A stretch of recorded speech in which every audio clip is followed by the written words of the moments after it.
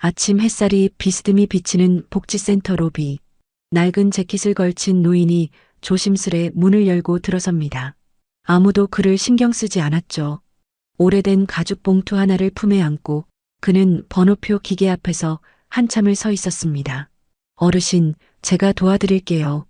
따뜻한 목소리에 고개를 든 노인. 그 미소는 너무도 익숙했습니다. 손자의 예비 신부, 바로 그 아이였죠. 그날 한 노인은 한 사람의 마음에서 세상의 온도를 다시 배웠습니다. 사연 시작 전에 구독과 좋아요 눌러주시고요. 지금 어디에서 보고 계신지 댓글로 남겨주세요. 한 분 한 분께 따뜻하게 인사드리고 싶습니다.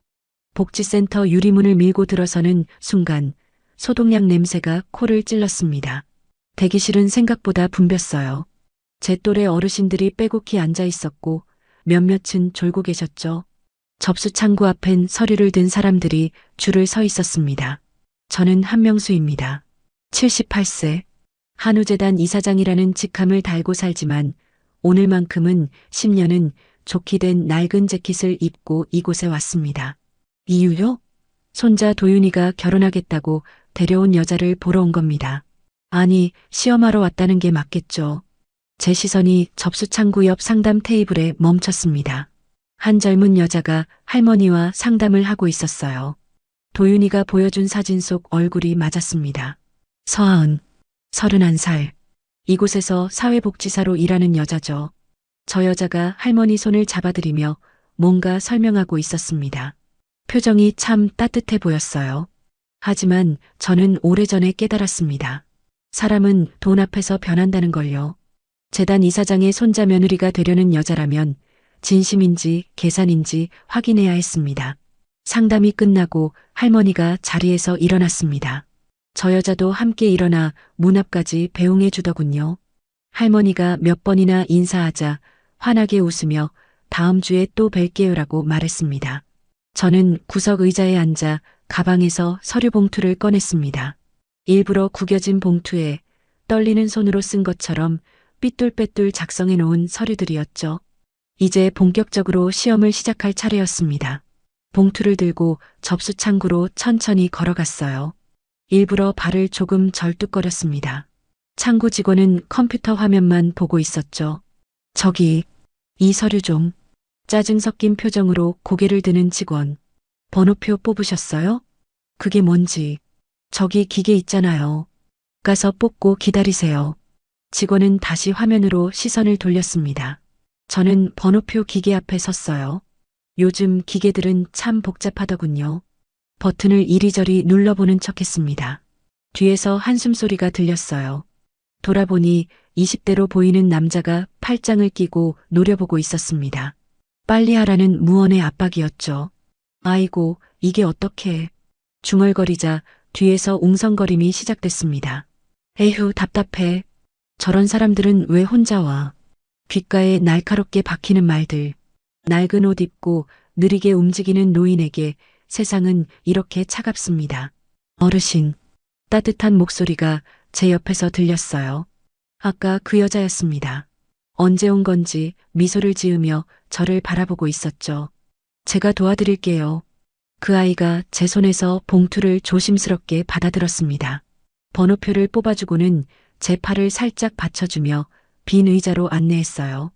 여기 앉아서 기다리시면 됩니다. 제가 옆에 있을게요. 당황했습니다. 이렇게 자연스럽게 도와주는 건 예상 못했거든요. 계산된 친절일까 아니면 그 아이는 제 옆 의자에 앉았습니다. 서류 작성하시다가 어려운 부분 있으시면 말씀하세요. 고맙습니다. 다시 한번 미소를 짓는 얼굴. 꾸밈이 없어 보였어요. 아니, 없어 보이는 게 더 이상했습니다. 봉투에서 서류를 꺼냈죠. 삐뚤빼뚤한 글씨들이 빼곡했습니다. 어르신, 손 불편하시죠? 나이가 드니 손이 떨려서. 괜찮아요. 제가 옆에서 같이 볼게요. 천천히 하세요. 제가 서류에 뭔가를 적을 때마다 옆에서 지켜봐 주었어요. 글씨가 삐뚤어지면 조금만 더 천천히 쓰시면 돼요. 어떤 칸에 뭘 써야 할지. 망설이면 여기는 주소를 적으시면 됩니다라고 알려주었죠. 주변에서 사람들이 쳐다봤습니다. 접수창구 직원은 눈을 흘겼고 대기하던 사람들은 시계를 째려보며 혀를 찼어요. 그런데 이 아이는 전혀 신경 쓰지 않았습니다. 오직 저에게만 집중하고 있었죠. 어르신, 여기 전화번호 한 자리가 빠졌어요. 다시 확인해 주실래요? 고개를 끄덕이며 숫자를 다시 적는데 그 아이의 손이 제 손등 위에 살짝 닿았습니다. 조금만 더 적으시면 됩니다. 따뜻했어요. 오랜만에 느껴보는 온기 같았습니다. 아내가 떠난 지 5년, 그동안 저는 누군가의 손길을 거부하며 살았죠. 사람을 믿지 않았으니까요. 그런데 이 아이의 손은 왜 이렇게 자연스럽게 파고드는 걸까요? 고개를 살짝 돌려 옆 얼굴을 봤습니다. 진지한 표정으로 제 서류를 확인하고 있었어요. 서류 작성이 끝났습니다. 그 아이가 서류를 정리해서 봉투에 다시 넣어 주었어요. 접수 창구에 내시면 됩니다. 혹시 또 도움 필요하시면 언제든 말씀하세요. 고맙습니다, 아가씨. 천만에요, 어르신. 편히 계세요. 다시 미소를 지으며 자리로 돌아가는 뒷모습을 물끄러미 바라봤습니다. 도윤이가 선택한 여자, 내 손자의 예비 신부. 이 아이의 미소, 계산일까, 진심일까? 아직은 모르겠습니다. 하지만 오늘 제 안에서 무언가가 조금 흔들린 건 사실이에요. 78년을 살면서 단단하게 쌓아온 벽에 작은 금이 간 것 같았습니다. 봉투를 꼭 쥐고 접수창구로 향했습니다. 시험은 이제 시작일 뿐입니다. 하지만 이상하게도 제 발걸음이 전보다 가벼웠어요. 번호표를 받아들고 다시 의자에 앉았습니다. 손에 든 종이가 묘하게 무겁게 느껴졌어요. 52번. 지금 진행 중인 번호는 37번이었습니다. 한참을 기다려야 할 판이었죠. 그런데 이상했습니다. 아까 그 아이가 자리로 돌아가지 않고 접수 창구 쪽을 힐끗힐끗 보고 있었어요. 뭔가 신경 쓰이는 듯한 표정이었죠. 저를 걱정하는 걸까? 아니면 다른 이유가 있는 걸까? 10분쯤 지났을 때였습니다. 접수 창구에서 직원의 날카로운 목소리가 들렸어요. 다음 분, 52번. 37번에서 갑자기 52번이라고요? 저는 어리둥절해서 번호표를 다시 봤습니다. 분명 52번이 맞았어요. 주변 사람들도 웅성거리기 시작했죠. 왜 순서를 건너뛰는 거야? 우리는 언제 부르는데? 그때 그 아이가 제 앞에 섰습니다. 환한 미소를 지으며 말했어요. 어르신, 제가 빨리 처리할 수 있게 부탁드렸어요. 손 불편하시니까 오래 기다리시면 힘드실 것 같아서요. 순간 가슴이 뭉클했습니다. 이 아이가 접수 창구에 부탁한 겁니까? 저를 위해서요? 고맙습니다만 다른 분들이 괜찮아요. 제가 책임질게요. 어서 가세요. 그 아이가 제 팔을 살짝 잡고 일으켜 세웠습니다. 접수 창구까지 함께 걸어가며 옆에서 계속 지켜봐 주었어요. 창구 직원은 여전히 무표정했습니다. 서류를 건네자 대충 훑어보더니 한숨을 쉬었어요. 이거 잘못 작성됐는데요. 다시 써야 해요. 어디가요? 그 아이가 재빨리 물었습니다. 여기 주민등록번호 뒷자리 틀렸고 여기 서명란도 칸을 벗어났잖아요. 그 정도는 제가 확인하고 처리하면 되는데요. 어르신 손 불편하신 거 보이시잖아요. 직원의 표정이 굳었습니다. 규정이 그래요. 다시 작성하셔야죠. 규정보다 상황을 봐야죠. 제가 옆에서 확인했으니까 제 책임으로 처리하겠습니다. 그 아이의 목소리가 단호해졌어요. 직원은 뭔가 더 말하려다가 입을 다물었습니다. 마지못해 서류를 받아들이더군요. 접수는 했으니까 3일 후에 다시 오세요. 감사합니다. 그 아이가 대신 답하고 저를 다시 의자로 안내했습니다. 앉자마자 제 손을 살짝 잡았어요. 어르신, 힘드셨죠? 물 좀 드실래요? 아니, 괜찮습니다. 잠깐만요. 그 아이는 사무실로 들어가더니 종이컵에 물을 담아왔습니다. 제 손에 조심스럽게 쥐어주면서 말했어요. 천천히 드세요. 오늘 많이 떨리셨을 거예요. 물을 한 모금 마셨습니다. 차갑고 시원했어요. 그런데 더 시원한 건 이 아이의 마음이었습니다. 고맙습니다, 아가씨.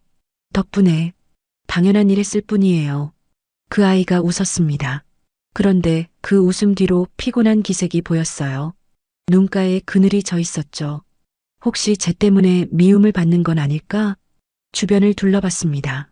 접수창구 직원은 여전히 못마땅한 표정이었고 대기 중이던 사람들도 수군거리고 있었어요. 누군가는 노골적으로 혀를 차기도 했죠. 저 때문에 곤란해지는 거 아닙니까? 제가 조심스럽게 물었습니다. 그 아이는 고개를 저었어요. 아니에요. 걱정 마세요.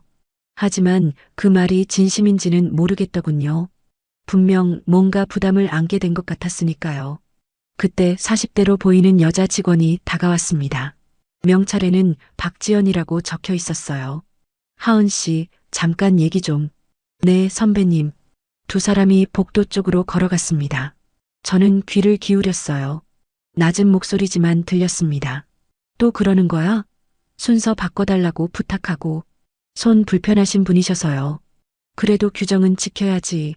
다른 사람들 다 기다리는데 15분밖에 안 걸렸는데요. 그게 문제가 아니잖아. 센터장님이 뭐라고 하셨어?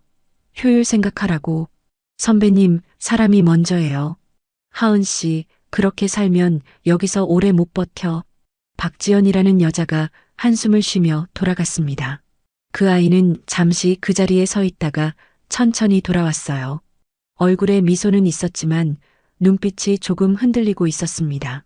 어르신, 괜찮으세요? 더 도와드릴 거 없으세요? 아닙니다. 이미 충분히. 고마웠습니다. 저는 자리에서 일어났습니다. 더 이상 이 아이에게 부담을 주고 싶지 않았어요. 이미 충분히 봤습니다. 아니, 충분히 느꼈죠. 밖으로 나오는 길에 뒤를 돌아봤습니다. 그 아이는 다시 상담 테이블에 앉아 다른 어르신과 대화하고 있었어요. 여전히 따뜻한 표정이었습니다. 이 아이는 진심이구나. 처음으로 확신이 들었습니다. 계산이 아니었어요. 저를 한우재단 이사장의 예비 사돈으로 본 게 아니라 그냥 도움이 필요한 한 사람으로 본 겁니다. 그런데 묘하게 마음이 무거웠어요. 이 아이가 쟤 때문에, 아니 저 같은 사람들 때문에 힘들어하고 있다는 게 느껴졌으니까요. 주변의 차가운 시선, 동료들의 핀잔, 상사의 압박, 그 모든 걸 견디면서도 웃고 있었던 겁니다. 복지센터를 나서며 주머니에서 핸드폰을 꺼냈습니다. 기사에게 전화를 걸려다가 멈췄어요. 아직 1시간이 남았습니다. 조금 더 지켜보고 싶었어요. 근처 카페에 들어가 창가 자리에 앉았습니다. 복지센터가 훤히 보이는 위치였죠. 커피를 시켜놓고 가만히 바라봤어요. 1시간 동안 그 아이는 쉬지 않고 일했습니다. 어르신들을 맞이하고 서류를 확인하고 상담하고 배웅하고 다른 직원들은 중간중간 핸드폰을 보거나 잡담을 나누는데 그 아이만 묵묵히 자리를 지키고 있었어요. 점심시간이 되었습니다. 다른 직원들은 우르르 밖으로 나왔어요. 그런데 그 아이는 나오지 않았습니다. 창문 너머로 보니 혼자 사무실에 남아 도시락을 먹고 있었어요. 동료들과 함께 나가지 않는 겁니까? 아니, 어쩌면 함께 갈 사람이 없는 걸지도 모르겠습니다. 아까 박지연이라는 여자의 말투가 떠올랐어요. 그렇게 살면 여기서 오래 못 버텨. 이미 그 아이는 외톨이가 되어 있었던 겁니다. 가슴이 답답했습니다. 옳은 일을 하는 사람이 왜 혼자가 되어야 합니까? 사람을 먼저 생각하는 게 왜 잘못입니까? 문득 젊은 시절 제 모습이 떠올랐습니다. 시의원 시절 저도 효율을 외쳤죠. 숫자를 중요하게 여겼고 감정은 배제했습니다. 그게 현실이야라고 말하며 많은 사람들을 차갑게 대했어요. 그렇게 성공했습니다. 재단 이사장까지 올랐죠. 하지만 무얼 잃었습니까? 사람을 믿는 마음, 누군가의 온기, 진심이라는 감정, 모두 잃었습니다. 그런데 저 아이는 달랐어요. 세상이 차갑게 대해도, 동료들이 등을 돌려도, 상사가 압박해도 여전히 사람을 먼저 보고 있었습니다. 이 아이를 지켜줘야 한다. 마음속에서 무언가가 움직였습니다. 단순히 손자의 예비 신부를 시험하러 온 게 아니었어요. 이제는 이 아이를 지켜야 한다는 책임감 같은 게 생겼습니다. 커피를 다 마시고 자리에서 일어났습니다. 오늘은 이만 돌아가야겠어요. 하지만 이게 끝이 아닙니다. 내일 다시 와야겠습니다. 이 아이가 어떤 상황에 놓여 있는지 정확히 알아야 했으니까요. 복지센터를 마지막으로 한 번 더 바라봤습니다. 창문 너머로 그 아이가 다시 일하는 모습이 보였어요. 여전히 미소 짓고 있었습니다. 조금만 기다려라. 곧 모든 게 달라질 테니. 다음 날 아침 9시 저는 다시 그 낡은 재킷을 입고 복지센터에 나타났습니다. 어제와 똑같은 차림새였죠. 이번엔 보청기까지 껴서 더 늙어 보이게 꾸몄습니다. 로비에 들어서자 어제 그 직원들이 보였어요. 접수창구 직원, 박지연, 그리고 그 아이. 모두 어제와 같은 자리에서 같은 일을 하고 있었습니다. 저는 구석 의자에 조용히 앉았어요. 오늘은 적극적으로 도움을 요청하지 않을 겁니다. 그냥 지켜볼 참이었죠. 30분쯤 지났을 때였습니다. 한 할아버지가 휠체어를 타고 들어왔어요. 보호자 없이 혼자였습니다. 입구에서 휠체어를 밀며 힘겹게 들어오는 모습이 안쓰러웠죠. 접수창구 직원은 고개도 들지 않았습니다. 박지연도 자기 일에만 집중하고 있었어요. 할아버지는 멈칫거리며 어디로 가야 할지 몰라 하셨죠. 그때 그 아이가 벌떡 일어났습니다. 빠른 걸음으로 할아버지에게 다가가 휠체어를 잡았어요. 어르신, 제가 모셔드릴게요. 고맙네, 아가씨. 그 아이는 휠체어를 밀어 상담 테이블까지 모셨습니다. 조심스럽게, 천천히, 마치 자기 할아버지를 모시듯이요. 어떤 도움이 필요하세요? 장애인 등록 갱신하러 왔는데. 네, 제가 도와드릴게요. 서류 가져오셨어요? 할아버지가 가방을 뒤적였습니다. 손이 떨려서 지퍼를 여는 것조차 힘들어 보였어요. 그 아이가 자연스럽게 가방을 받아 대신 열어드렸죠. 그 모습을 보는데 갑자기 사무실 문이 벌컥 열렸습니다. 50대 남자가 걸어 나왔어요. 센터장 오상진이었습니다. 얼굴에 불만이 가득했죠. 이하은 씨, 날카로운 목소리에 로비 전체가 조용해졌습니다. 그 아이가 고개를 들었어요. 네, 센터장님. 지금 뭐 하는 겁니까? 어르신 상담 도와드리고 있습니다. 상담 시간이 언제입니까? 오전 상담은 10시부터라고 공지했잖아요. 하지만 어르신이 혼자 오셔서 규정입니다. 10시 전에는 접수만 받고 상담은 안 한다고 했어요. 오상진의 목소리가 점점 커졌습니다. 대기실에 있던 사람들이 모두 쳐다봤어요. 저도 긴장했습니다. 센터장님, 휠체어 타신 분이라 오래 기다리시기 힘드실 것 같아서요. 그건 이하은 씨가 판단할 문제가 아닙니다. 시간은 돈이에요. 효율을 생각하세요. 효율보다 사람입니다. 순간 공기가 얼어붙었습니다. 그 아이가 또박또박 말했던 겁니다. 효율보다 사람이라고요. 오상진의 얼굴이 벌개졌습니다. 뭐라고요? 사람이 먼저라고 생각합니다. 이하은 씨, 지금 상사한테 대드는 겁니까? 대드는 게 아니라 제 생각을 말씀드리는 겁니다. 회의실로 들어갑시다. 지금 당장. 오상진이 돌아서서 사무실로 들어갔습니다. 그 아이는 잠시 할아버지를 바라봤어요. 미안하다는 눈빛이었죠. 어르신, 잠깐만 기다려주세요. 금방 올게요. 그 아이가 사무실로 들어갔습니다. 휠체어의 할아버지는 어리둥절한 표정으로 앉아 계셨어요. 저는 자리에서 일어났습니다. 사무실 쪽으로 조심스럽게 다가갔죠. 문이 완전히 닫히지 않아서 아내 목소리가 새어나왔습니다. 이번이 몇 번째입니까? 이하은 씨? 죄송합니다. 죄송하다고 끝나는 게 아니에요. 이번 달에만 벌써 3번째 주의예요. 하지만 센터장님, 우리는 복지사잖아요. 사람을 도와야 도우라고 하는 게 아닙니다. 제대로 도우라는 겁니다. 규정 안에서 효율적으로. 규정이 사람보다 중요합니까?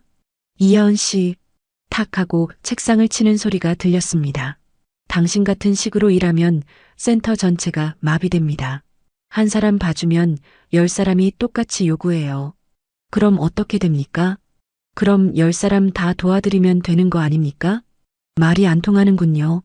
박지연 씨, 박지연이 회의실로 들어갔습니다. 저는 더 귀를 기울였어요. 선배로서 후배한테 좀 말해주세요. 이렇게 일하면 안 된다고. 하은 씨, 박지연의 목소리가 들렸습니다. 세상은 그렇게 안 돌아가. 우리도 먹고 살아야 하잖아. 센터장 말 안 들으면 우리 평가 다 나빠져. 선배님도 그렇게 생각하세요? 당연하지. 난 5년 동안 여기서 버텼어. 어떻게? 적당히 하면서. 너처럼 진심 다하면 1년도 못 버텨. 저는 1년이든 10년이든 제 방식대로 할 겁니다. 그럼 혼자 하세요. 박지연이 회의실에서 나왔습니다. 저는 재빨리 의자로 돌아갔어요. 박지연은 저를 힐끗 보더니 자기 자리로 갔습니다. 회의실 안에서는 여전히 대화가 이어지고 있었어요. 마지막으로 경고합니다. 이하은 씨, 한 번만 더 이러면 인사조치 들어갑니다. 알겠습니다. 정말 알겠어요? 입으로만? 네. 나가세요. 잠시 후 그 아이가 회의실에서 나왔습니다. 얼굴이 창백했어요. 하지만 바로 휠체어 할아버지에게 갔습니다. 어르신, 오래 기다리셨죠? 지금 도와드릴게요. 여전히 미소를 짓고 있었습니다. 방금 전 질책을 받았는데도 말이죠. 어떻게 저렇게 할 수 있을까요? 할아버지와 상담을 시작했습니다. 서류를 하나하나 확인하고 필요한 부분을 작성해드리고 절차를 설명해드렸어요. 30분이 걸렸습니다. 오상진이 사무실 유리창 너머로 노려보고 있었어요. 그 아이는 신경 쓰지 않는 듯 했습니다. 오직 할아버지에게만 집중했죠. 상담이 끝났습니다. 할아버지가 휠체어에서 몸을 일으켜 그 아이 손을 잡았어요. 정말 고맙네. 아가씨 덕분에 살았어. 천만에요, 어르신. 다음 주에 또 뵐게요. 그 아이가 할아버지를 출구까지 모셔다 드렸습니다. 휠체어를 밀어드리고 경사로를 조심스럽게 내려가게 도와드렸어요. 할아버지가 떠나고 나서 그 아이는 잠시 그 자리에 서 있었습니다. 하늘을 올려다보고 있었어요. 깊은 한숨을 내쉬는 것 같았죠. 저는 가슴이 먹먹했습니다. 젊은 시절 제 모습이 떠올랐어요. 시의원 시절 저도 저런 직원들을 질책했었죠. 효율이 떨어진다. 규정을 지켜라. 감정을 배제하라. 똑같은 말을 했습니다. 그리고 그렇게 많은 사람들의 마음을 짓밟았어요. 그 중에는 저 아이 같은 사람도 있었을 겁니다. 진심으로 일하던 사람들. 그들에게 저는 오상진과 다를 바 없었습니다. 아니, 더 나빴을지도 몰라요. 권력이 더 컸으니까요. 그날 누군가는 옳았지만 벌을 받게 될 운명이었다. 그 아이가 다시 안으로 들어왔습니다. 표정은 평온했지만 눈빛에 피로가 가득했어요. 얼마나 버틸 수 있을까요? 이런 환경에서요. 저는 조용히 자리에서 일어났습니다. 더 이상 여기 있으면 안 될 것 같았어요. 지켜보는 것만으로도 괴로웠으니까요. 밖으로 나와 차에 올랐습니다. 기사에게 말했죠. 재단으로 갑시다. 네, 회장님. 차창 밖으로 복지센터가 멀어졌습니다. 하지만 제 머릿속에서는 그 아이의 모습이 떠나지 않았어요. 내일이면 더 심한 일이 벌어질 겁니다. 오상진은 그냥 넘어가지 않을 테니까요. 그 아이는 결국 선택해야 할 겁니다. 굽히거나 떠나거나. 하지만 나는 안다. 이 아이는 굽히지 않을 것이다. 그리고 그때가 되면 제가 나서야 합니다. 더 이상 지켜만 볼 수는 없으니까요. 사흘이 지났습니다. 저는 그동안 복지센터에 가지 않았어요. 대신 사람을 보냈죠. 재단 기획팀 직원에게 복지센터 상황을 파악하라고 지시했습니다. 어떻습니까? 회장님, 상황이 좋지 않습니다. 직원이 보고서를 건넸어요. 내용을 읽는데 눈살이 찌푸려졌습니다. 서하은 복지사 3일 동안 총 7건의 규정 위반, 상담 시간 초과 사건, 업무 범위 초과 2건, 민원인 특별 대우 1건, 센터장은 정식 징계 절차를 밟을 예정. 오늘 오후 2시에 인사위원회가 열린다고 합니다. 알겠습니다. 저는 자리에서 일어났습니다. 더 이상 기다릴 수 없었어요. 차 준비하세요. 어디로 가시겠습니까? 복지센터입니다. 오후 1시 50분, 저는 다시 그 낡은 재킷을 입고 복지센터에 도착했습니다. 로비는 한산했어요. 점심시간이 막 끝난 시각이었죠. 접수 창구에 아무도 없었습니다. 상담 테이블도 비어 있었어요. 그 아이는 어디 있을까? 사무실 쪽을 바라봤습니다. 유리창 너머로 회의실이 보였어요. 몇 명이 앉아 있었습니다. 저는 천천히 다가갔습니다. 회의실 바로 옆에 있는 대기 의자에 앉았어요. 여기서는 아내 목소리가 들렸습니다. 서하은 복지사, 지난 3일간의 업무 태도에 대해 해명하세요. 오상진의 목소리였습니다. 죄송합니다. 그 아이의 목소리가 들렸어요. 떨리고 있었습니다. 죄송하다는 말만 하면 됩니까? 구체적으로 설명하세요. 왜 상담 시간을 매번 초과합니까? 어르신들이 천천히 말씀하시고 이해가 어려우신 부분이 있어서 그럼 빨리 이해시키세요. 그게 실력이죠. 하지만이 뭡니까? 당신 혼자 시간 쓰면 다른 민원인들은 어떻게 됩니까? 침묵이 흘렀습니다. 그리고 업무 범위 초과. 어제는 뭡니까? 휠체어 어르신 집까지 바래다 드렸다면서요? 집이 센터에서 5분 거리였고 보호자가 안 계셔서 그건 119나 복지콜이 할 일입니다. 당신이 할 일이 아니에요. 하지만 그분이 또 하지만이군요. 탁 하고 책상 치는 소리. 이하은 씨, 당신은 복지사입니까? 자원봉사자입니까? 복지사입니다. 복지사라면 시스템 안에서 일해야죠. 당신 마음대로 하는 게 아니라 시스템이 사람을 못 돌본다면 어떻게 합니까? 뭐라고요? 오상진의 목소리가 높아졌습니다. 지금 시스템을 비판하는 겁니까? 비판이 아니라 개선이 필요하다는 그만. 고함이 터졌습니다. 저는 주먹을 꽉 쥐었어요. 참기 힘들었습니다. 박지연 복지사, 의견 있습니까? 네, 센터장님. 박지연의 목소리. 솔직히 하은 씨 때문에 저희도 피해를 봅니다. 민원인들이 하은 씨만 찾으시고 저희한테는 왜 저 선생님처럼 안 해주냐고 하세요. 그것 봐요. 동료들에게도 피해를 주고 있어요. 죄송합니다. 또 죄송하다고만 하네요. 한숨 쉬는 소리.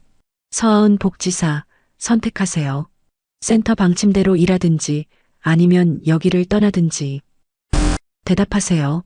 저는 제가 옳다고 생각하는 방식으로 일하겠습니다. 그럼 떠나야죠. 네. 짧은 대답이었습니다. 담담했어요. 마치 이미 각오하고 있었던 것처럼. 사직서 양식입니다. 지금 작성하세요. 종이 넘기는 소리가 들렸습니다. 센터장님, 왜요? 제가 사직하면 제가 맡던 어르신들은 누가 돌봅니까? 다른 복지사가 맡죠. 선배님이 맡으시겠습니까? 당연하지. 박지연이 대답했습니다. 같은 방식으로 돌보실 건가요? 하은 씨, 너 지금 궁금해서요. 휠체어 타신 김순자 어르신, 매주 수요일 3시에 오십니다. 정확히 3시 10분에 도착하세요. 상담은 최소 40분 걸리고요. 왜 그렇게 오래 걸리는지 아세요?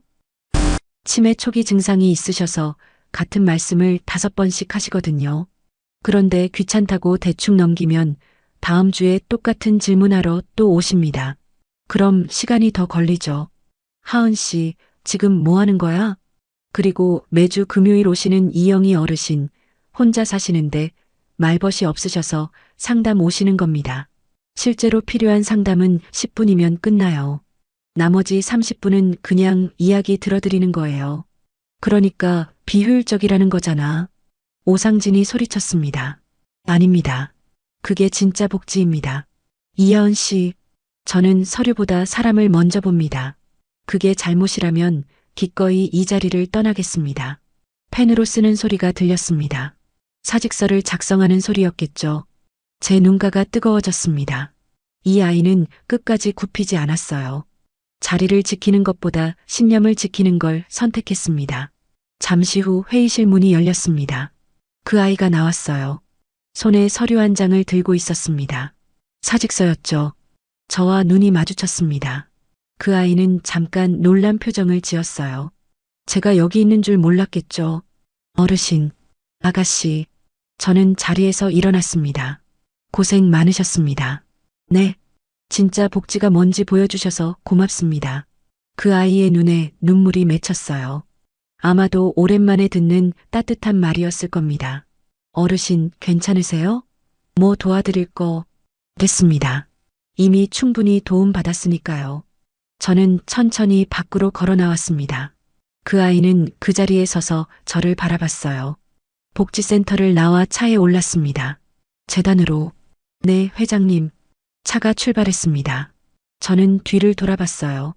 복지센터가 점점 멀어졌습니다. 기획팀장한테 연락하세요. 무슨 내용으로 하시겠습니까? 내일 아침 일찍 복지센터와 미팅을 잡으라고 하세요. 무슨 미팅입니까? 한우재단의 기부 관련해서 기사가 백미러로 저를 봤습니다. 놀란 표정이었죠. 알겠습니다, 회장님. 창밖을 바라봤습니다. 하늘이 맑았어요. 그녀는 울지 않았다. 단지 눈을 감았을 뿐이었다. 하지만 내일이면 웃게 될 겁니다. 진짜 웃음을요. 이제 제가 나설 차례니까요. 시험은 끝났습니다. 그 아이는 합격했어요. 아니, 합격을 넘어섰죠. 제 평생의 스승이 되었습니다. 이제는 제가 배운 걸 실천할 때입니다.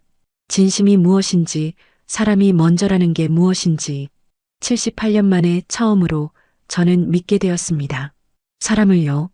다음 날 아침 8시 30분, 재단 차량 3대가 복지센터 앞에 나란히 섰습니다.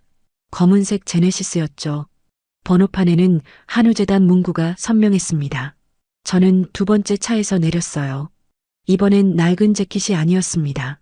네이비 양복에 회색 넥타이, 그리고 재단 이사장 명찰을 달았죠. 비서실장과 기획팀장이 양옆에 섰습니다. 복지센터 로비로 들어서자 직원들이 웅성거리기 시작했습니다. 대기 중이던 민원인들도 고개를 돌렸어요. 무슨 일인가 싶었겠죠. 접수창구 직원이 황급히 일어섰습니다. 박지연도 자리에서 벌떡 일어나더군요. 모두 당황한 표이었어요. 저 어떻게 오신? 접수 직원이 말을 더듬었습니다. 저는 대답하지 않았어요. 시선을 로비 안쪽으로 돌렸죠. 그 아이가 보였습니다. 상담 테이블에 앉아 한 할머니와 이야기하고 있었어요. 오늘이 마지막 근무일일 텐데 끝까지 자리를 지키고 있었습니다. 센터장은 어디 있습니까? 제가 물었습니다. 목소리에 힘을 실었어요. 사무실에 계십니다. 박지연이 허둥지둥 대답했습니다. 불러오세요. 네. 박지연이 사무실로 뛰어갔습니다. 잠시 후 오상진이 나왔어요. 얼굴에 당황한 기색이 역력했죠. 어서 오십시오. 한우재단에서 저를 모르시겠습니까? 제가 물었습니다. 오상진이 멈칫했어요. 죄송하지만 처음 뵙는 것 같은데요. 며칠 전에 여기 왔었습니다. 낡은 재킷을 입고요. 순간 오상진의 얼굴이 하얗게 질렸습니다. 박지연도 입을 떡 벌렸어요. 로비에 있던 사람들이 수군거리기 시작했죠. 그때 그분이. 네, 접니다. 한우재단 이사장 한명수입니다. 제 명함을 내밀었습니다. 오상진이 떨리는 손으로 받았어요. 죄송합니다. 몰라 뵈어서. 괜찮습니다. 몰라보게 하려고 그랬으니까요. 저는 천천히 로비를 둘러봤습니다. 그 아이는 여전히 할머니와 상담 중이었어요. 아직 저를 보지 못한 것 같았습니다. 며칠 동안 이곳을 관찰했습니다. 네. 복지센터가 어떻게 운영되는지, 직원들이 어떻게 일하는지, 민원인들이 어떤 대우를 받는지 직접 보고 싶었거든요. 오상진의 얼굴에서 땀이 흘렀습니다. 그래서 결론을 내렸습니다. 이곳에는 진짜 복지사가 딱 한 명 있더군요. 제 시선이 그 아이를 향했습니다. 오상진도 그쪽을 봤어요. 서하은 복지사 말입니까? 그렇습니다. 하지만 그 직원은 어제 사직서를 제출. 그래서 제가 왔습니다. 저는 오상진을 똑바로 봤습니다. 회의실로 갑시다. 할 이야기가 많습니다. 네. 이쪽으로. 오상진이 앞장섰습니다. 비서실장과 기획팀장이 저를 따랐죠. 회의실로 들어가는 순간 그 아이와 눈이 마주쳤습니다. 아이는 깜짝 놀란 표정이었어요. 어제 봤던 낡은 재킷의 노인이 오늘은 재단 이사장으로 나타났으니까요. 저는 잠깐 고개를 끄덕여 인사했습니다. 회의실 문이 닫혔습니다. 긴 테이블에 오상진과 박지연이 앉았어요. 저는 상석에 앉았습니다.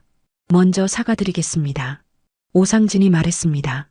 제대로 모시지 못해서 사과는 필요 없습니다. 오히려 감사하죠. 네. 덕분에 이곳의 실체를 정확히 봤으니까요. 저는 비서실장에게 눈짓했습니다. 비서실장이 서류 뭉치를 테이블 위에 올려놓았어요. 이게 뭡니까? 지난 3일간의 관찰 기록입니다. 제가 본 것, 들은 것 모두요. 오상진이 서류를 펼쳤습니다. 얼굴이 점점 창백해졌어요. 민원인 평균 대기 시간, 직원별 상담 건수, 친절도 평가, 규정 준수 여부. 다 기록되어 있습니다. 이건, 특히 흥미로운 건 이겁니다. 저는 서류 한 장을 짚었습니다. 서하은 복지사의 민원인 만족도가 92%더군요. 다른 직원들은 평균 60%인데 말이죠. 박지연이 고개를 숙였습니다. 그런데 이 직원을 내보내려고 했습니까?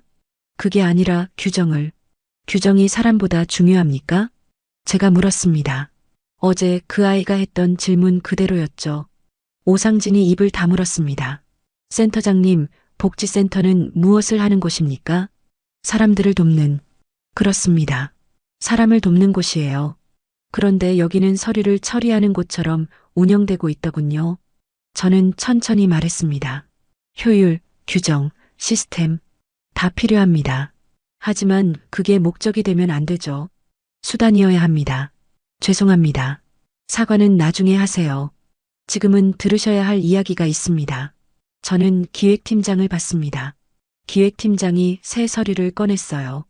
한우재단은 이 복지센터에 특별 기부를 결정했습니다. 네, 기부요? 오상진의 눈이 커졌습니다. 얼마나? 조건이 있습니다. 제가 말을 끊었습니다. 첫째, 서하은 복지사의 사직서를 반려하십시오.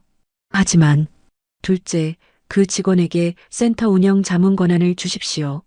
운영 자문이요? 셋째, 민원인 중심의 복지 시스템을 구축하십시오. 서하은 복지사의 방식으로요. 오상진이 당황한 표정으로 박지연을 봤습니다. 박지연도 어쩔 줄 몰라 했어요. 이 조건들을 받아들이시면 한우재단은 이 센터에 상당한 지원을 할 것입니다. 얼마나 지원하실? 그건 조건 수락 후에 말씀드리죠. 저는 자리에서 일어났습니다. 한 가지만 더 물어보겠습니다. 네, 말씀하십시오. 어제 이 회의실에서 서하은 복지사가 한 말 기억하십니까? 무슨, 저는 서류보다 사람을 먼저 봅니다. 이렇게 말했죠. 오상진이 고개를 끄덕였습니다. 그게 틀렸습니까? 아닙니다. 그렇다면 왜 그 직원을 내보내려 했습니까? 침묵이 흘렀습니다. 대답하세요. 제가 잘못 생각했습니다. 잘못 생각한 게 아닙니다. 잊고 있었던 거죠. 복지가 뭔지요. 저는 회의실 문을 열었습니다. 30분 드리겠습니다. 조건을 받아들일지 말지 결정하세요. 회의실을 나와 로비로 향했습니다. 그 아이는 여전히 할머니와 상담 중이었어요. 할머니가 웃으며 뭔가 이야기하고 그 아이는 고개를 끄덕이며 들어주고 있었죠. 저는 옆 의자에 앉았습니다. 상담이 끝나기를 기다렸어요. 10분쯤 지나서 할머니가 자리에서 일어났습니다. 그 아이가 할머니를 문 앞까지 배웅했어요. 그리고 돌아서는 순간 저와 눈이 마주쳤습니다. 어르신, 아이가 다가왔습니다. 표정이 복잡했어요. 그때 그분이 회장님이셨어요? 그렇습니다. 왜? 그렇게 오신 겁니까? 당신을 보고 싶었습니다. 진짜 모습을요? 진짜 모습이요? 네. 돈을 보는지 사람을 보는지. 아이의 눈이 흔들렸습니다. 그래서 결론이 어떻게 나왔나요? 합격입니다. 아니, 그 이상이죠. 저는 천천히 말했습니다. 당신은 제게 가르쳐줬습니다. 진심이 뭔지, 사람이 먼저라는 게 무엇인지. 78년 만에 처음으로 배웠습니다. 아이의 눈에 눈물이 고였습니다. 어제 이 자리를 떠나기로 했다면서요? 네. 제 방식대로 일할 수 없다면 여기 있어도 의미가 없다고 생각했습니다. 훌륭한 판단입니다. 저는 미소 지었습니다. 하지만 떠나지 않아도 될 것 같습니다. 무슨 말씀이세요? 곧 알게 될 겁니다. 회의실 문이 열렸습니다. 오상진이 나왔어요. 얼굴에 결심한 표정이 보였죠. 회장님, 조건을 받아들이겠습니다. 로비가 조용해졌습니다. 모든 시선이 오상진에게 향했어요. 서하은 복지사. 오상진이 그 아이를 불렀습니다. 사직서를 반려합니다. 그리고 죄송했습니다. 아이는 어리둥절한 표정으로 저를 봤습니다. 저는 고개를 끄덕였어요. 이제부터 이곳은 진짜 복지를 시작할 겁니다. 당신의 방식으로요. 그 아이의 눈에서 눈물이 흘러내렸습니다. 기쁨의 눈물이었죠. 이제 진심이 누군지를 보여줄 때였다. 오상진의 사과 뒤로 로비는 술렁였습니다. 대기 중이던 민원인들도 다른 직원들도 무슨 일인지 몰라 웅성거렸죠. 저는 다시 회의실로 들어갔습니다. 모든 직원을 회의실로 모으세요. 네. 오상진이 망설였습니다. 지금 당장입니다. 알겠습니다. 5분 후 복지센터 직원 8명이 회의실에 모였습니다. 접수창구 직원, 박지연, 그리고 다른 복지사들 모두 긴장한 얼굴이었어요. 그 아이도 들어왔습니다. 맨 뒤쪽 자리에 조용히 앉았죠. 소개하겠습니다. 한우재단 이사장 한명수입니다. 저는 명함을 테이블 위에 놓았습니다. 며칠 전부터 이 센터를 관찰했습니다. 민원인으로 가장해서요. 직원들이 서로 눈빛을 교환했습니다. 누군가는 고개를 숙였어요. 오늘은 그동안 본 것을 이야기하려고 합니다. 저는 비서실장에게 고개를 끄덕였습니다. 비서실장이 노트북을 열었어요. 먼저 CCTV 영상을 보시죠. CCTV요? 박지연이 물었습니다. 네. 센터장님 허락받아서 확보했습니다. 화면이 켜졌습니다. 며칠 전 제가 처음 왔던 날의 영상이었어요. 제가 번호표 기계 앞에서 헤매는 장면이 나왔습니다. 영상 속에서 뒤에 있던 사람들이 혀를 차고 짜증내는 모습이 보였죠. 접수창구 직원은 고개도 들지 않았습니다. 그때 그 아이가 다가와 도와주는 장면이 나왔어요. 번호표를 뽑아주고 의자로 안내하고 옆에 앉아서 서류 작성을 도와주는 모습. 멈춰주세요. 제가 말했습니다. 화면이 정지됐어요. 그 아이가 제 손등을 살짝 잡아주는 순간이었습니다. 이 장면을 보십시오. 직원들이 화면을 응시했습니다. 여기서 서하은 복지사는 무엇을 하고 있습니까? 도와주고 계십니다. 한 직원이 대답했습니다. 그렇습니다. 도와주고 있죠. 그런데 다른 분들은 뭘 하고 계십니까? 침묵이 흘렀습니다. 접수창구 직원은 컴퓨터만 보고 있고 다른 복지사들은 자기 일만 하고 있습니다. 도움이 필요한 사람이 바로 앞에 있는데도요. 저는 다음 영상을 재생하라고 지시했습니다. 이번엔 휠체어 할아버지가 들어오는 장면이었어요. 혼자 휠체어를 밀며 들어오는데 아무도 도와주지 않았습니다. 그 아이만 일어나서 달려갔죠. 또 서하은 복지사입니다. 다른 분들은 왜 안 도와줬습니까? 저희도 일이 있어서. 한 직원이 변명했습니다. 일이요? CCTV를 보니 핸드폰 보시던데요? 직원이 얼굴을 붉혔습니다. 다음 영상입니다. 회의실 장면이 나왔습니다. 오상진이 그 아이를 질책하는 모습이었어요. 음성도 선명했습니다. 효율을 생각하세요. 효율보다 사람입니다. 그 아이의 대답이 회의실에 울려 퍼졌습니다. 직원들이 숨을 죽였어요. 이 대화를 들으십시오. 저는 영상을 멈췄습니다. 효율보다 사람. 이게 틀린 말입니까? 아닙니다. 오상진이 대답했습니다. 그런데 왜 이 직원을 질책했습니까? 제가 현실만 생각했습니다. 현실이요? 저는 자리에서 일어났습니다. 현실은 이겁니다. 민원인 만족도 92%, 서하은 복지사의 수치입니다. 화면에 그래프가 나타났습니다. 다른 직원들은 평균 60%. 왜 이런 차이가 날까요? 진심의 차이입니다. 저는 천천히 걸으며 직원들을 봤습니다. 당신들은 일을 했습니다. 하지만 서하은 복지사는 사람을 봤죠. 그게 차이입니다. 박지연이 고개를 들었습니다. 하지만 회장님, 현실적으로 모든 사람을 그렇게 대할 수는 없습니다. 시간도 부족하고. 시간이 부족하다고요? 저는 또 다른 자료를 보여줬습니다. 서하은 복지사의 평균 상담 시간 45분. 다른 직원들은 20분. 2배 이상 차이가 나죠. 그러니까 비효율적이라는. 그런데 재방문율을 보십시오. 새 그래프가 나타났습니다. 서하은 복지사를 통해 상담받은 민원인의 재방문율은 15%, 다른 직원들은 45%입니다. 직원들이 놀란 표정을 지었습니다. 무슨 의미인지 아십니까?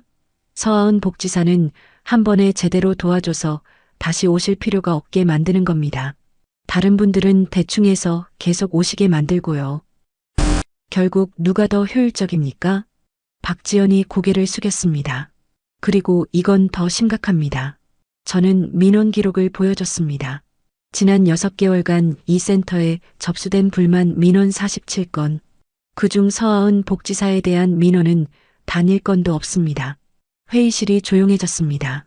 반대로 칭찬 민원 23건, 그중 19건이 서하은 복지사에 대한 것입니다. 오상진이 얼굴을 들지 못했습니다. 이게 비효율적입니까? 이게 문제입니까? 저는 다시 자리에 앉았습니다. 여러분, 저는 평생을 효율과 숫자만 보고 살았습니다. 시의원 시절, 재단 이사장 시절, 늘 그랬죠. 직원들이 저를 봤습니다. 그래서 성공했습니다. 돈도 벌고 지위도 얻었죠. 하지만 무얼 잃었는지 아십니까? 사람을 믿는 마음입니다. 진심이라는 감정이죠. 저는 그 아이를 봤습니다. 그런데 이 젊은 친구가 가르쳐줬습니다. 진짜 복지가 뭔지를요. 그 아이의 눈이 붉어졌습니다. 저는 며칠 동안 낡은 재킷을 입고 여기 왔습니다. 도움이 필요한 노인 행세를 했죠. 그때 느꼈습니다. 저는 목소리에 힘을 실었습니다. 차가운 시선, 짜증 섞인 한숨, 귀찮다는 표정. 다 느꼈습니다. 그런데 단 한 사람, 서하은 복지사만 달랐어요. 회장님, 오상진이 입을 열었습니다. 죄송합니다. 제가 잘못 이끌었습니다. 잘못을 인정하는 건 좋습니다. 하지만 사과만으로는 부족하죠. 어떻게 해야? 바꾸십시오. 시스템을요. 저는 기획팀장에게 고개를 끄덕였습니다. 기획팀장이 새 서류를 나눠줬어요. 한우재단의 새로운 복지 모델입니다. 서하은 복지사의 방식을 기반으로 만들었죠. 직원들이 서류를 펼쳤습니다. 핵심은 간단합니다. 사람을 먼저 본다. 이게 전부입니다. 하지만 구체적으로 서류 안에 다 있습니다. 상담 시간 유연화, 민원인 맞춤형 서비스, 재방문율 감소 프로그램, 모두 사람 중심입니다. 저는 일어섰습니다. 한 가지만 약속하십시오. 네, 말씀하십시오. 앞으로는 진심으로 대하십시오. 민원인들을 숫자가 아니라 사람으로 보십시오. 오상진이 자리에서 일어나 고개를 숙였습니다. 명심하겠습니다. 다른 직원들도 일어나 인사했습니다. 박지연도 고개를 숙였어요. 서하은 복지사. 제가 그 아이를 불렀습니다. 네, 회장님. 앞으로 이 센터의 운영 자문을 맡아주십시오. 당신의 방식을 다른 직원들에게 가르쳐 주세요. 제가 할 수 있을까요? 당신밖에 못합니다. 그 아이가 눈물을 닦으며 고개를 끄덕였습니다. 회의를 마치고 회의실을 나왔습니다. 로비에는 여전히 민원인들이 기다리고 있었어요. 그분들을 보니 며칠 전 제 모습이 떠올랐습니다. 진짜 복지는 사람의 눈빛에서 시작된다. 이제 이곳은 달라질 겁니다. 그 아이가 보여준 진심이 이곳 전체에 퍼져나갈 테니까요. 회의가 끝난 후 저는 오상진과 단둘이 남았습니다. 다른 직원들은 모두 자리로 돌아갔고 회의실엔 고요함만 남았죠. 센터장님, 네, 회장님. 솔직히 물어보겠습니다. 변할 수 있습니까? 오상진이 잠시 침묵했습니다. 그러다 천천히 입을 열었어요. 잘 모르겠습니다. 솔직하시군요. 평생을 효율과 성과로 평가받으며 살았습니다. 갑자기 바꾸라고 하시니 두렵습니다. 두려움은 당연합니다. 저는 창밖을 봤습니다. 저도 마찬가지였으니까요. 78년 동안 쌓아온 방식을 바꾼다는 게 얼마나 무서운지 압니다. 그런데 회장님은 어떻게 바꾸셨습니까? 한 사람 때문입니다. 제 시선이 로비에 그 아이를 향했습니다. 저 친구가 보여줬어요. 진심이 무엇인지를요. 오상진도 그 아이를 봤습니다. 서하은 복지사는 특별합니다. 틀렸습니다. 네, 특별한 게 아닙니다. 원래 복지사는 저래야 하는 겁니다. 우리가 잊고 있었을 뿐이죠. 오상진이 고개를 끄덕였습니다. 회장님, 한 가지 여쭤봐도 될까요? 말씀하세요. 왜 이렇게까지 하십니까? 복지센터 하나 때문에. 저는 미소 지었습니다. 손자 때문입니다. 손자요? 제 손자 도윤이가 서하은 복지사와 약혼했습니다. 오상진의 눈이 커졌습니다. 그래서 시험하러 왔던 겁니다. 이 여자가 돈을 보는지 사람을 보는지. 그래서 결론은 합격을 넘어섰죠. 제 평생의 스승이 되었습니다. 저는 자리에서 일어났습니다. 이제 약속한 지원에 대해 말씀드리죠. 네, 부탁드립니다. 비서실장을 불렀습니다. 비서실장이 서류 봉투를 가져왔어요. 한우재단은 이 복지센터에 500억 원을 기부하기로 결정했습니다. 500억이요? 오상진이 벌떡 일어났습니다. 네. 5년간 매년 100억 원씩 지원합니다. 감사합니다, 회장님. 정말 조건이 있습니다. 저는 서류를 펼쳤습니다. 첫째, 이 센터는 한우재단 정심센터로 이름을 바꿉니다. 정심이요? 정성스러운 마음, 사람을 진심으로 대한다는 뜻입니다. 좋은 이름입니다. 둘째, 서하은 복지사를 새 센터의 부센터장으로 임명합니다. 부센터장이요? 오상진이 놀란 표정을 지었습니다. 문제 있습니까? 아니, 그게 경력이 짧아서 경력보다 중요한 게 진심입니다. 그 친구는 충분히 자격이 있습니다. 알겠습니다. 셋째, 민원인 중심 복지 시스템을 구축합니다. 모든 직원은 매달 서하은 복지사에게 교육을 받아야 합니다. 네, 따르겠습니다. 넷째, 매분기 민원인 만족도 조사를 실시합니다. 80% 이하면 지원이 중단됩니다. 오상진이 긴장한 표정을 지었습니다. 알겠습니다. 최선을 다하겠습니다. 마지막 조건입니다. 저는 오상진을 똑바로 봤습니다. 센터장님도 일선에서 직접 민원인을 만나십시오. 일주일에 최소 3건 이상의 상담을 하세요. 제가요? 네. 사무실에만 앉아 있으면 현장을 모릅니다. 직접 만나고 듣고 느껴야 합니다. 명심하겠습니다. 저는 서류에 서명했습니다. 500억 원 기부 약정서였죠. 기부 약정서입니다. 내일부터 효력이 발생합니다. 오상진이 떨리는 손으로 서류를 받았습니다. 회장님, 정말 감사합니다. 감사는 저희가 해야죠. 좋은 사람을 발견했으니까요. 저는 회의실 문을 열었습니다. 서하은 복지사를 불러주십시오. 네, 바로 모시겠습니다. 잠시 후 그 아이가 들어왔습니다. 긴장한 얼굴이었어요. 앉으십시오. 네, 회장님. 아이가 조심스럽게 앉았습니다. 오늘부터 당신은 이 센터의 부센터장입니다. 네, 부센터장이요? 놀랐습니까? 너무 갑작스러워서 자격이 있습니다. 누구보다 진심으로 일했으니까요. 그 아이의 눈에 눈물이 맺혔습니다. 저는 그저 옳다고 믿은 일을 했을 뿐이에요. 그 말에 제 눈이 뜨거워졌습니다. 그게 가장 어려운 일입니다. 저는 자리에서 일어나 창밖을 봤습니다. 세상은 옳은 일을 하는 사람에게 차갑습니다.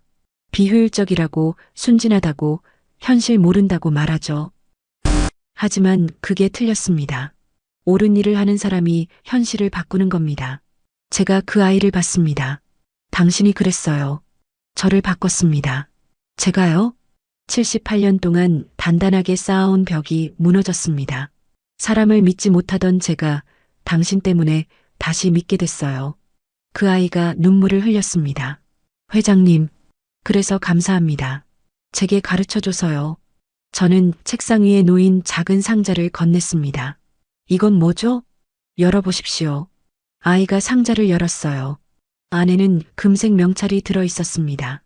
한우재단 정심센터 부센터장 서하은이라고 새겨져 있었죠. 이미 만들어 놓으셨어요? 당신이 거절하지 않을 거라 믿었습니다. 어떻게 그렇게 확신하셨어요? 당신은 진심으로 사는 사람이니까요.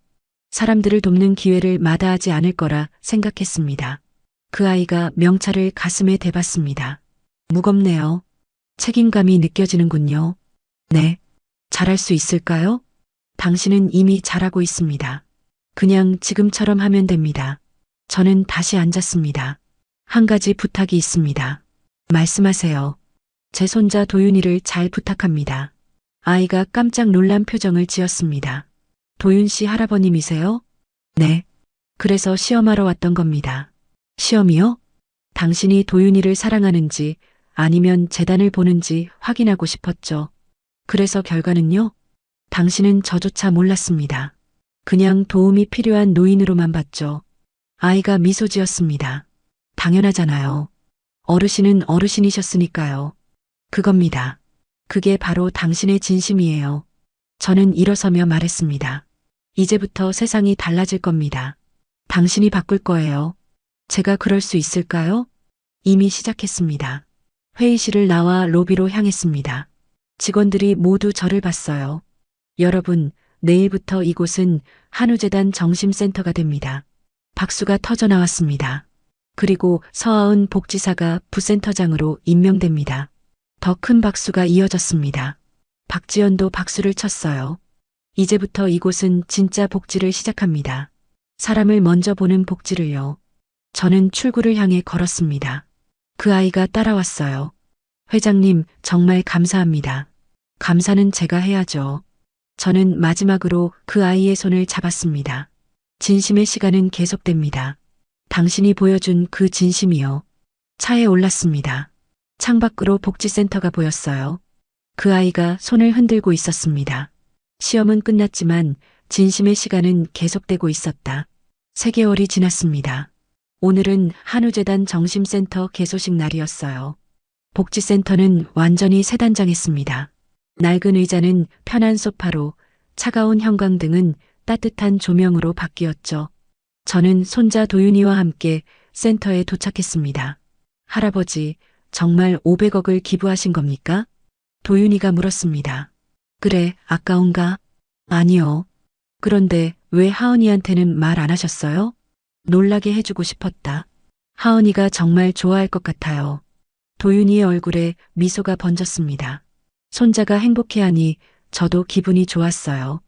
현관을 들어서자 완전히 달라진 로비가 보였습니다. 벽에는 큰 동판이 걸려 있었어요. 사람을 먼저 본다 마이너스 한우재단 정심센터. 제가 직접 쓴 문구였습니다. 붓글씨로 정성껏 썼죠. 할아버지 글씨네요. 그래, 마음을 담아 썼다. 로비 한쪽에는 개소식을 위한 무대가 꾸며져 있었습니다. 하객들이 하나둘 들어오고 있었어요. 그때 그 아이가 나타났습니다. 깔끔한 정장 차림에 부센터장 명찰을 달고 있었죠. 도윤이가 반갑게 손을 흔들었습니다. 하은아, 도윤씨 회장님. 아이가 달려왔습니다. 표정이 밝았어요. 3개월 전과는 완전히 달라 보였죠. 할아버지, 정말 감사합니다. 뭐가? 이 모든 게요. 센터도 기회도 당연히 해야 할 일을 했을 뿐이다. 오상진도 다가왔습니다. 회장님, 어서 오십시오. 센터가 많이 달라졌군요. 네, 직원들 모두 열심히 준비했습니다. 오상진의 얼굴에도 3개월 전과 다른 여유가 보였어요. 요즘 어떻습니까? 처음엔 힘들었습니다. 솔직히 말씀드리면요. 그럴 줄 알았습니다. 하지만 서하은 부센터장이 많이 도와줬습니다. 직접 상담하는 법, 민원인과 눈 맞추는 법, 진심으로 듣는 법. 배우고 계시는군요. 네, 아직 부족하지만 노력하고 있습니다. 박지연도 보였습니다. 그 아이 옆에서 뭔가 메모하고 있었어요. 박지연 복지사도 달라졌습니까? 네, 놀랄 정도로요. 지금은 서하은 부센터장의 가장 든든한 조력자입니다. 다행입니다. 개소식이 시작됐습니다. 저는 단상에 올랐어요. 오늘 이 자리에 와주신 모든 분께 감사드립니다. 박수가 울려 퍼졌습니다. 3개월 전 저는 이곳을 처음 방문했습니다. 낡은 재킷을 입고 도움이 필요한 노인으로 가장해서요. 하객들이 술렁였습니다. 그날 저는 깨달았습니다. 복지가 무엇인지를요. 저는 그 아이를 봤습니다. 한 젊은 복지사가 가르쳐줬습니다. 진심으로 사람을 대한다는 게 무엇인지. 그래서 오늘 이 센터가 새롭게 태어났습니다. 한우재단 정심센터는 사람을 먼저 보는 곳입니다. 서류보다 규정보다 효율보다 사람이 먼저인 곳이죠. 박수가 터져 나왔습니다. 이 센터의 모든 직원들에게 감사드립니다. 변화를 받아들여 주셔서요. 오상진과 박지연, 다른 직원들이 고개를 숙였습니다. 특히 서하은 부센터장에게 감사합니다. 당신이 시작한 변화가 이제 꽃피우고 있습니다. 그 아이가 눈물을 닦았습니다. 단상에서 내려와 동판 제막식을 했습니다. 붉은 천이 벗겨지자 사람을 먼저 본다는 글귀가 나타났어요. 이 문구를 항상 기억하십시오. 이것이 우리의 약속입니다. 행사가 끝나고 센터를 둘러봤습니다. 상담실마다 따뜻한 분위기가 흘렀어요. 어르신들이 편하게 앉아 상담을 받고 계셨죠. 한 상담실 앞에서 멈췄습니다. 그 아이가 휠체어 할아버지와 상담하고 있었어요. 3개월 전 봤던 바로 그분이었습니다. 어르신, 요즘 어떠세요? 좋아, 아가씨 덕분에. 이제 매주 오는 게 즐거워. 다행이에요. 다음 주에도 뵐게요. 할아버지가 휠체어에서 몸을 일으켜 그 아이 손을 잡았어요. 아가씨 같은 사람이 더 많아졌으면 좋겠어. 이제 여기 계신 모든 분들이 그렇게 하실 거예요. 할아버지가 휠체어를 타고 나갔습니다. 저는 상담실 안으로 들어갔어요. 수고했습니다. 회장님, 보고 계셨어요? 응, 아름다운 모습이더군. 그냥 제 일을 했을 뿐인데요. 그게 가장 아름다운 거야. 저는 창밖을 봤습니다. 맑은 하늘이 보였어요. 아내가 살아 있었으면 좋아했을 텐데. 회장님의 부인 말씀이세요? 그래. 평생 복지 일을 했던 사람이야. 항상 말했지. 사람을 먼저 보라고. 그래서 정심센터라는 이름을 지으신 거군요. 맞아. 아내의 뜻을 이어가고 싶었어. 그 아이가 제 손을 잡았습니다. 분명 하늘에서 기뻐하고 계실 거예요. 그럴까? 네, 회장님이 변하셨으니까요. 저는 미소 지었습니다. 너 때문이다. 내가 나를 바꿔줬어. 저는 그저 옳은 일을 했지. 그게 전부야. 문이 열리고 도윤이가 들어왔습니다.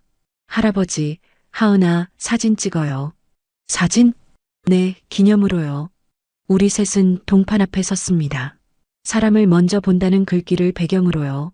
하나, 둘, 셋. 카메라 셔터 소리가 들렸습니다. 그 순간이 영원히 기억될 것 같았어요. 해가 지기 시작했습니다. 저는 센터를 나서며 마지막으로 뒤를 돌아봤어요. 창문 너머로 그 아이가 보였습니다. 여전히 어르신의 손을 잡고 상담하고 있었죠. 할아버지, 가시죠. 도윤이가 제 팔을 잡았습니다. 그래, 가자. 차에 올라 창밖을 봤습니다. 한우재단 정심센터 간판이 저녁 햇살을 받아 빛나고 있었어요. 평생을 살면서 많은 일을 했습니다. 시의원도 했고 재단도 만들었죠. 하지만 이 일이 가장 의미 있는 것 같았습니다. 한 사람의 진심이 세상을 바꿨습니다. 저를 바꿨고 센터를 바꿨고 수많은 사람들의 삶을 바꿨죠. 주머니에서 낡은 재킷 한 조각을 꺼냈습니다. 작은 천 조각이었어요. 그날 입었던 재킷의 일부를 잘라 간직하고 있었죠. 이게 뭐예요, 할아버지? 내 인생을 바꿔준 옷이다. 낡은 천 조각인데요? 그래, 하지만 이 천 조각이 나를 깨우쳤어. 진심이 뭔지 알려줬지. 도윤이가 미소 지었습니다. 하은이한테 감사해야겠네요. 그래, 평생 감사해야지. 차가 출발했습니다. 복지센터가 점점 멀어졌어요. 시험은 끝났지만 진심의 시간은 계속되고 있었다. 78년 만에 처음으로 저는 진짜 행복을 느꼈습니다. 돈도 권력도 아닌 사람을 믿는다는 것. 그게 가장 큰 축복이었습니다. 하늘을 올려다봤습니다. 별이 하나 반짝였어요. 아내가 보내는 신호 같았습니다. 여보, 나 드디어 알았소. 당신이 평생 말하던 게 무엇인지, 사람을 먼저 본다는 게 무엇인지, 별이 더 밝게 빛났습니다. 아내가 웃고 있는 것 같았어요. 복지센터에서는 여전히 불이 켜져 있었습니다. 그 아이가 마지막 어르신을 배웅하는 모습이 보였죠.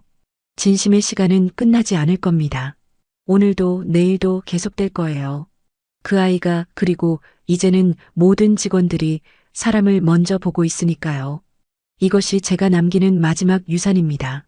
건물도 돈도 아닌 진심이라는 유산. 그게 가장 가치 있는 것임을 78년 만에 깨달았습니다. 차창 밖으로 서울의 야경이 펼쳐졌습니다. 수많은 불빛들이 반짝였어요. 그 불빛 하나하나가 누군가의 삶이겠죠.